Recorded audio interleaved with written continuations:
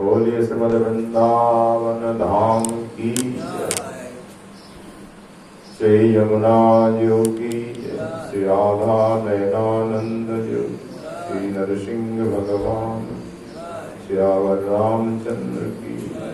श्री विलाप पुष्पांजलि, श्री रघुनाथ गोस्वामी पाद, जय जय श्री राधे श्याम निताई गौर हरि।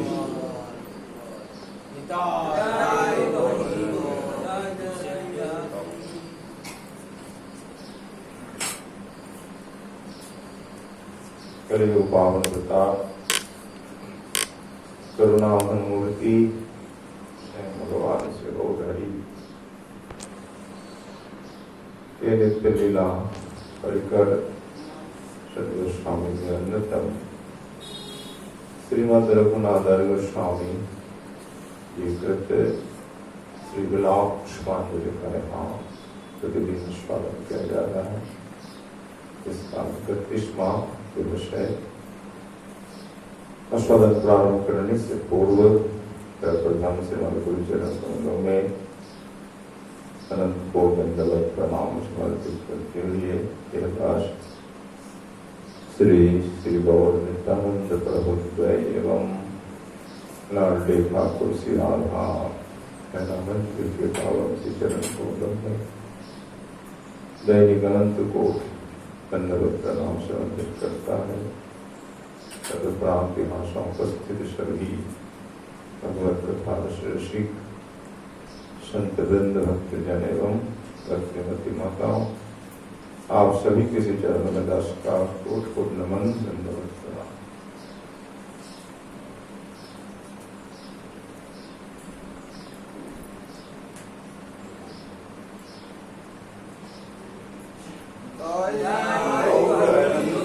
जय जय श्री राम।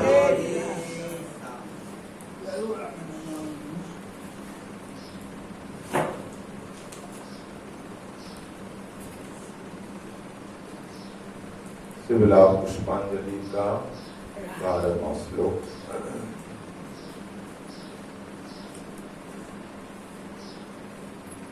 अमृताब्धिरसप्रायै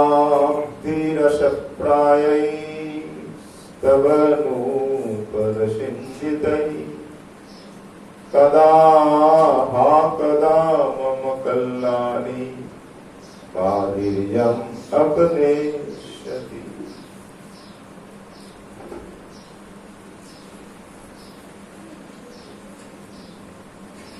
तहसीलदार गोस्वामी जी के हृदय में अविष्ट वस्तु की दुर्लभता स्मृति प्राप्त हो रही है। प्रार्थना कर रहे हैं। गुरु श्लोक में कहा कि स्वप्न में भी क्या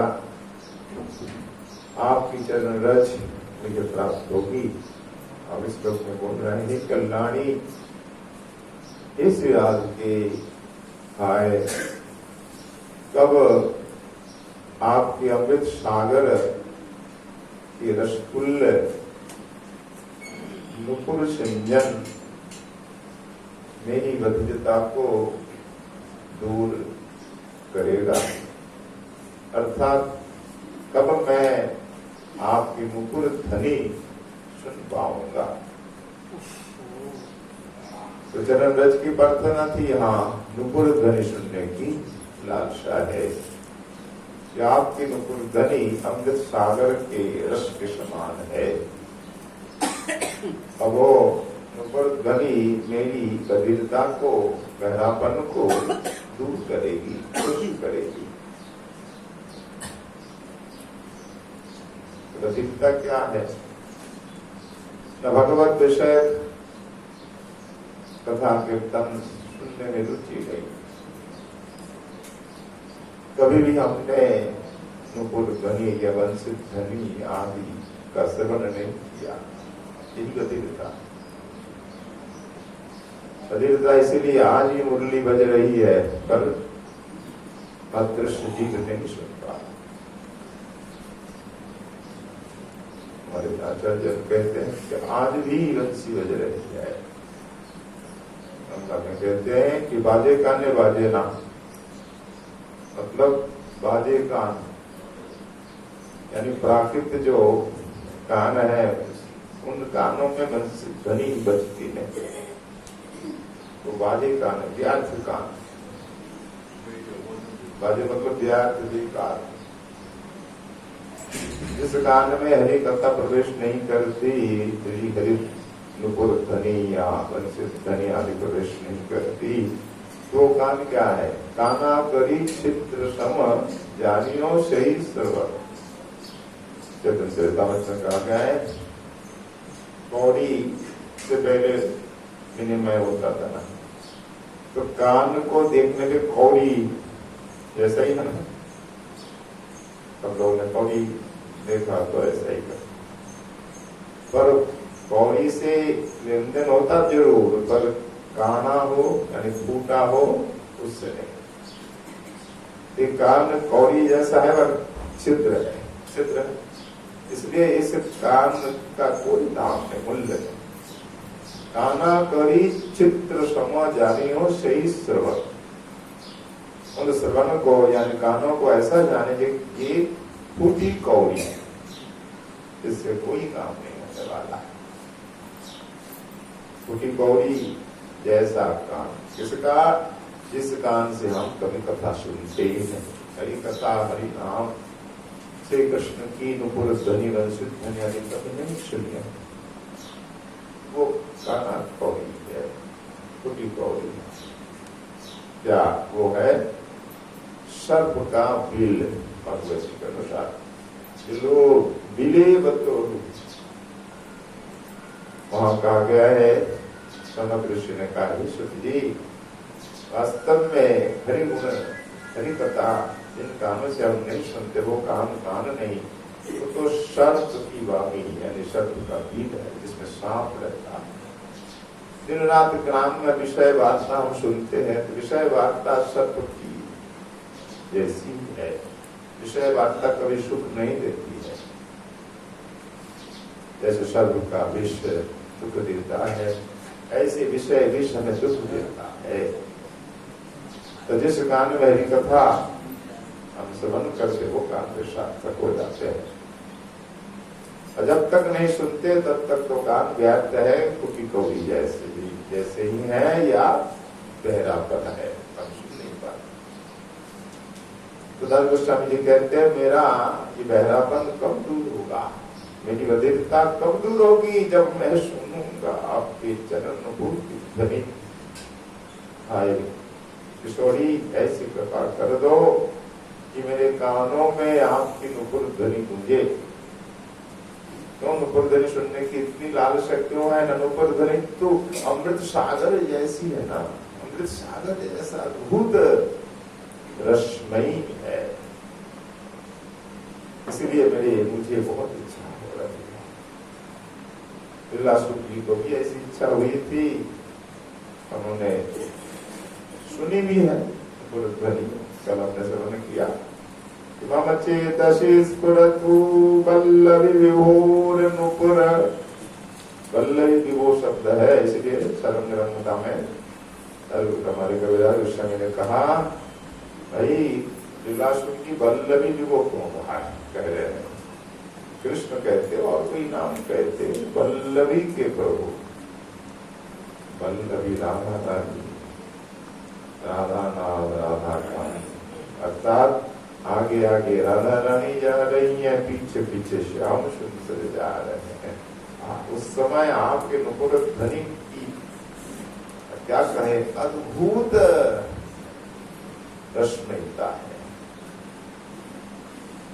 मम चेतसि स्फुरति वल्लभी विभोर मणिनूपुर, प्रणयी मंजु संयतम कमलावनचर कलिंद कन्नका, कलहंस कंठ कलकूजिताद्रतम। ताप की चरण नुपुर ध्वनि सुनने के लिए मेरे कान चटचटा रहे हैं। एक बार कल मंगल जी ने वो ध्वनि सुनी, दोबारा सुनने के लिए बार बार लालसा व्यक्त कर रहे हैं कि दोबारा मैं कब सुनूं, कब ध्वनि मेरे कान में गूंजेगी। वो ध्वनि इतनी मधुर क्या कहूँ, कहने के लिए शब्द नहीं है। जैसे कालिंदी के कमल वन में विचरणशील जो हंस है, हंस की कूजन है, कितना मधुर होता है, उससे भी अत्यंत मधुर है आपके चरण कमलों के नुपुर ध्वनि। तो इतनी मधुर क्यों है नुपुर ध्वनि? आज राधा रानी आ गया के पीछे पीछे आप चल रहे, इसलिए नुपुर ध्वनि महाभाव रस से युक्त हो गई। राधा रानी महाभाव स्वरूप है, राधा रानी के निकट ही आपकी शोभा है, इसलिए राधा रानी के निकट नुपुर ध्वनि की भी द्विगुण शोभा सुंदरता हो गई।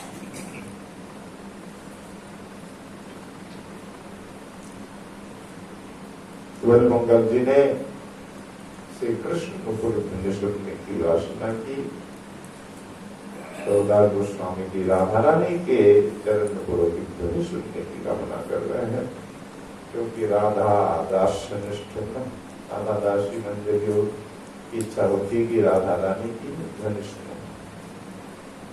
ऐसी इच्छा श्री प्रबोधानंद सरस्वती पाद की भी हुई। पादांगुली तदृष्टि मपत्र विष्णु दूरारुदीक्षर शिकेन्द्र मुखेन्द्र बिंबम दीक्षे चलत पदगतिं चलिता विरामां झंकार नूपुरवतीं कत करिगिराधाम। अद्भुत रसमय श्लोक है राधा सुधानिधि का। सुधानिधि सुधानिधि है, अमृत है। राधा दास पलायन साधक के लिए अमृत है, दिव्य पराम केंद्र सुरामणि श्याम सुंदर की मुखारविंद का दूर से ही अवलोकन किशोरी करती है। ये है दृश्य, किशोरी दूर से श्याम सुंदर का दर्शन कर रही है। अवलोकन करते ही किशोरी में राधा रानी में लज्जा आई। लज्जावश उन्होंने अपनी दृष्टि निमित की, कहा चरणों में, चरण अंगुलियों में। उस समय उनकी जो शोभा है अपूर्व अति विलक्षण हुई, और क्या कर रही है? श्याम सुंदर का दर्शन करके माम भाव से घूम करके दूसरी ओर जा रही है। तब नुपुर झंकार, नुपुर झंकार चरिताभिरामां झंकार नूपुर गत कर ही राधा। नुपुर झंकार के साथ श्री राधा रानी पदक्षेप कर रही है। ऐसी नुपुर ध्वनि कब होगा? इसमें क्या विशेषता है? श्याम सुंदर के दर्शन के कारण राधा रानी जो लज्जाशील हुई है, एक मनोरम अनुपम भाव विशिष्ट हुई है। उस समय नुपुर ध्वनि की सुंदरता और अधिक है, अद्भुत है। राधा दासी भी जान सकती है, राधा रस रसिक जान सकती, क्योंकि महाभाव रस कृष्ण के दर्शन से राधा रानी के श्री अंग से महाभाव रस टपक रहा है। टपकने के कारण, झरने के कारण नुपुर में भी वो महाभाव रस लिप्त हुआ, सिक्त हुआ। इसलिए महाभाव रसमय नुपुर ध्वनि है। उस नुपुर ध्वनि का आस्वादन अति अपूर्व है। उसकी माधुरी अति विलक्षण रचित, एक कण में मिल जाए तो जीवन सार्थक हो जाए, ऐसी कामना प्रबोधानंद सरस्वती जी ने की है। अद्भुत प्रार्थना है।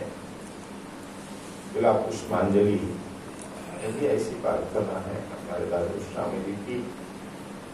विलाप के साथ रो रो कर कह रहे हैं,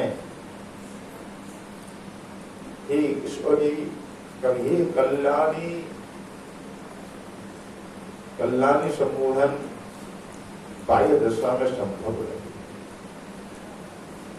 हमारे जो साधक है बाह्य दशा में वो कभी राधा रानी को कल्याणी नहीं कह सकते। कल्याणी शब्द करे आशीर्वादात्मक प्राय है। ये कल्याणी आपका कल्याण हो या कल्याणी चोटी के लिए कहा जाता है। कैसा संबोधन भाई दशा में तो संभव नहीं है, तो कैसे वो ये संबोधन किया दारू गोस्वामी ने स्वरूप आवेश में किया और अत्यंत प्रीति के कारण ऐसा संबोधन हो जाता। अत्यंत प्यार से इस प्रकार का संबोधन संभव है। बाह्य जगत की अनुभूति अगर हमारे हृदय में है तब संबोधन संभव नहीं है, न हम समझ सकते हैं।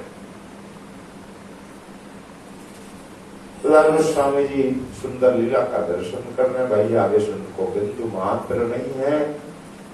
राधा रानी का दर्शन करके ममता की अधिकता के कारण, अक्षयता के कारण कल्याण शब्द निकल आया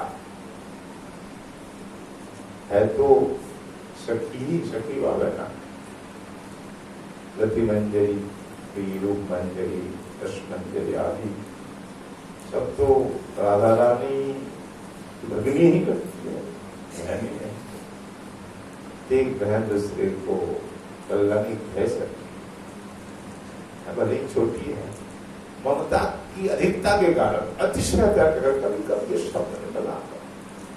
अभी ऐसा ही जानना चाहिए। गोस्वामी समय दर गोस्वामी के रूप में नहीं, वो रति या तुलसी मंजरी के रूप में नमक है। इसीलिए ये ऐसा संबोधन संभव हुआ, क्योंकि व्यावहारिक जो आवेश है हमारा, वो हमारे हृदय को पंकील बना देता है। जब तक व्यवहारिक आवेश है, बाह्य जगत का आवेश है, वहन है, तब तक हृदय शुद्ध नहीं होता। क्योंकि ये बाह्य आवेश हमारे हृदय को दूषित कर देता है, पंकील मतलब कीचड़ से भर देता है। तो बाह्य जगत में सब कुछ तो माया जगत है ना, माइक जगत है। व्यवहार भी माइक जैसा है सबका, सर्वत्र काम गोद रूप मुंह अनदीप रहा है। बाह्य जगत में तो ऐसा होना स्वाभाविक है, माया जगत है। जब तक माया जगत में हमारा आवेश अभिनिवेश है तब तक हृदय शुद्ध नहीं हो सकता। क्यों? ना ये बाह्य जगत का जो अभिनिवेश चित्त को दूषित मलिन कर देता है, और स्वरूप आवेश में चित्त प्रफुल्लित दिव्यादित्य बाह्य जगत का तब कोई बहाने नहीं है। पिताजी ने भगवान ने कहा हमारे जो साधक जन है उनके लिए निशा क्या है, दिन क्या है। नया निशा सर्वभूतानां तस्यां जागर्ति संयमी यस्यां जागृति भूतानि सा निशा पश्यतु मुनिः। जो मुनि जन है, सिद्ध जन है, भजन में डूबे हैं, उनके लिए सर्वभूतानां या निशा, सभी के लिए, हमारे लिए जो रात्रि है उनके लिए दिन है। अर्थात हमारे लिए भजन भक्ति जगत रात्रि है। हमें अनुभव तो है नहीं, थोड़ा बहुत सुन लेते हैं, बस इतना ही है। हमारे लिए सब अंधेरा लगता है, पता नहीं क्या है, कब दर्शन होंगे, कैसी लीला होती हो, उस विषय में उतना अनुभव ही नहीं है। तो सामान्य जन का अनुभव का है।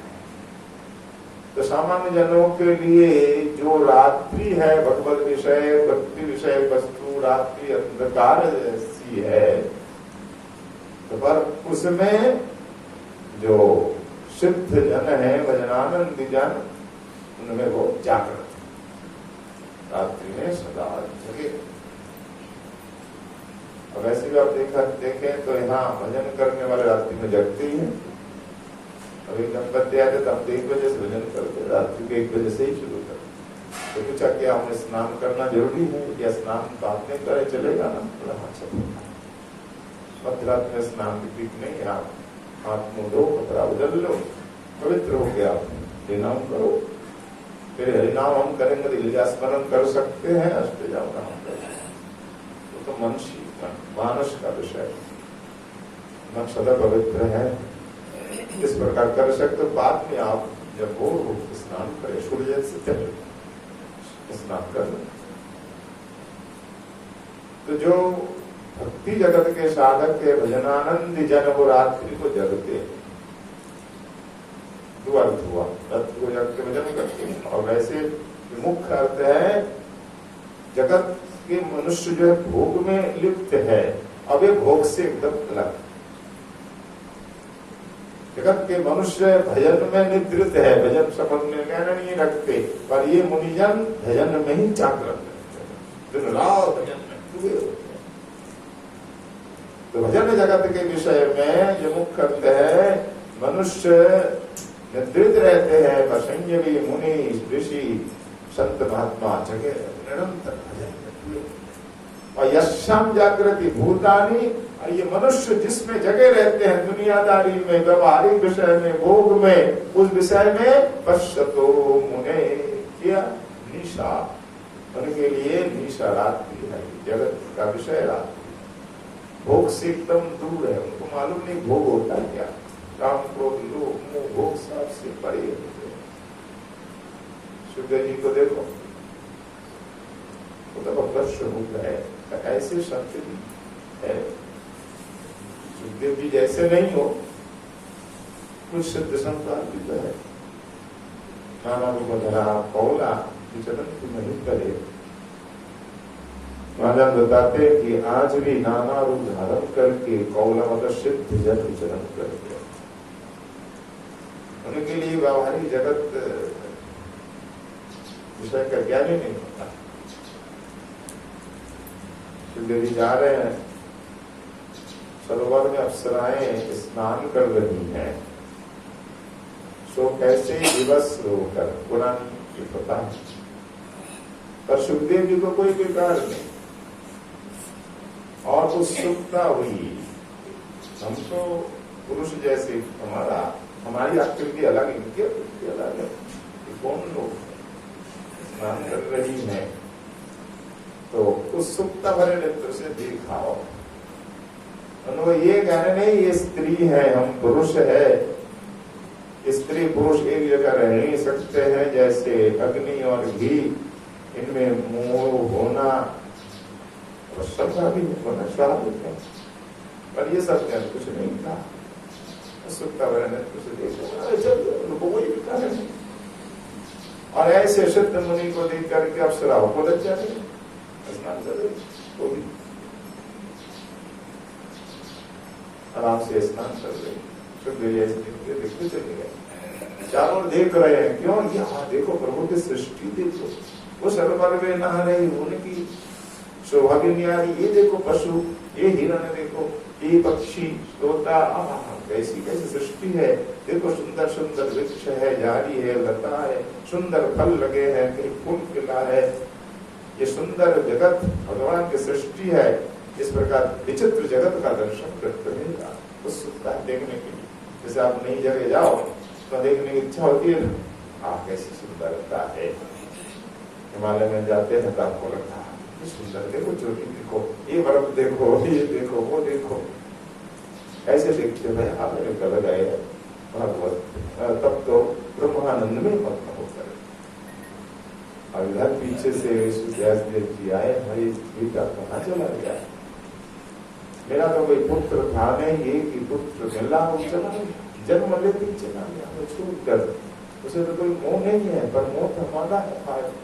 एक पुत्र है, कितनी आशा हमारी थी, हर माता पिता की आशा होती है एक पुत्र हो, एक ही पुत्र है, सो हमें छोड़ के चला गया है। कहाँ चला गया बेटा? देख तेरे लिए मैंने भागवत की रचना की, पहले वेदों का विभाजन किया और पुराण महाभारत ब्रह्मसूत्र आदि अनेक शास्त्र की रचना करी, और 3-4 शिष्य थे, इनको मुख्य रूप से बांट दिया, पहले वैशांपैन, सुमंतु और जयमिनी आदि, और अंतिम में भागवत की रचना हुई। भागवत तब पुत्र की वासना हुई, और व्यासदेव की इच्छा हुआ पुत्र नहीं हो, हुआ, पर वो जन्म नहीं ले रहे हैं। प्राणांतर की घटना है, कृष्ण चक्रवर्ती ने टीका में लिखा। तो 12 वर्ष मतांतर 16 वर्ष गर्भ में है। व्यासदेव चिंतित है, पुत्र हो नहीं रहा, गर्भवती कितने सालों तक आए कि क्या हो रहा है। और गर्भ में ही बैठे बैठे सुखदेव जी सब ज्ञान को प्राप्त कर रहे हैं। व्यास जी सदा पढ़ाते शास्त्र, वेद, दर्शन, पुराण, महाभारत, मनुसूत्र और ये सब ऋषि जन सुनते मुख उच्चार पर कभी बोलते पूछते, बोलो इस ब्रह्मसूत्र का, इस सूत्र का क्या अर्थ है। अब वो गलत बोलते ना, विद्यार्थी में भूल होना स्वाभाविक है। अगर वो शिष्य ऋषि भूल बोलते तो सुखदेव जी से रहा नहीं जाता, उधर में से भाई भूल बोल रहे हो रामदान, इस सूत्र का ये अर्थ नहीं, ये अर्थ है। सिर्फ आवाज आ रही है, कहां से कौन बोल रहा है, और सही बोल रहा है। तब अच्छी तरह सुना तो गौर किया तो पत्नी के गर्भ से आया। पत्नी के गर्भ में मेरा पुत्र है, वो ज्ञानी है, देखो सब ज्ञान से हो गए। तो गर्भ में रह रहकर सब सुने ना, सुन सुन कर सब ज्ञान। मनु को भी चक्र प्रवेश का तो ज्ञान हुआ, कल का ज्ञान हुआ नहीं, तो समय सो गई थी सुभद्रा जी को अर्जुन सुना। तो गर्भ में भी ज्ञान होता है, उसका प्रमाण है। गर्भ में रहकर के ज्ञान प्राप्त सुखदेव जी ने किया, गर्भ में रहकर अभिमन्यु ने किया, अनेकों ने किया है। पहले हमारे लोग कहते सब केवल किस्सा है, कपूर कल्पित है, कोड़ी कहानी है, पर आज विज्ञान ने साबित कर दिया कि ऐसा संभव है। गर्भ में बालक हो उस समय से अच्छा ज्ञान दो, वो ज्ञान अवश्य प्राप्त करेगा। परीक्षित है ना, परीक्षण किया गया और ऐसा देखा गया उस बालक में अपूर्व ही था। हमारे शास्त्र में जो कुछ लिखा है सब सत्य है, 100% सत्य है। हमारे ऋषि सब बड़े बड़े वैज्ञानिक थे।